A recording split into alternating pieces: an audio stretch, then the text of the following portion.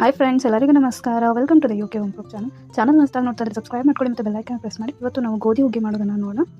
ಇದಕ್ಕೆ ನಾನು 2 ಕಪ್ ಆಗೋಷ್ಟು ಹುಗ್ಗಿ ಗೋಧಿಯನ್ನು ತೊಗೊಂಡಿದ್ದೀನಿ. ಇದು ತುಂಬ ಈಸಿಯಾಗಿ ಸಿಗುತ್ತೆ. ಇದನ್ನು ನಾನು 2 ಗಂಟೆ ಕಾಲ ಬಿಸಿ ನೀರಲ್ಲಿ ನೆನೆಸಿಟ್ಕೊಂಡಿದ್ದೀನಿ. ಇದು ನೀವು ಓವರ್ನೈಟ್ ಸೋಪ್ ಮಾಡಿ ಮಾರ್ನಿಂಗ್ ಕುದಿಸ್ಕೋಬಹುದು.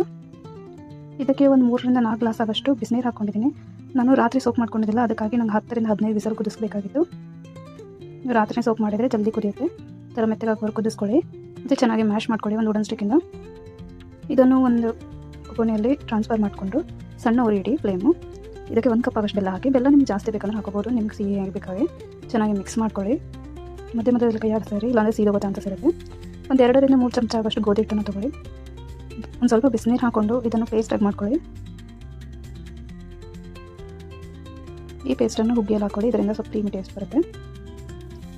ಒಂದು ಇದರಲ್ಲಿ ತುಪ್ಪ ಹಾಕ್ಕೊಳ್ಳಿ.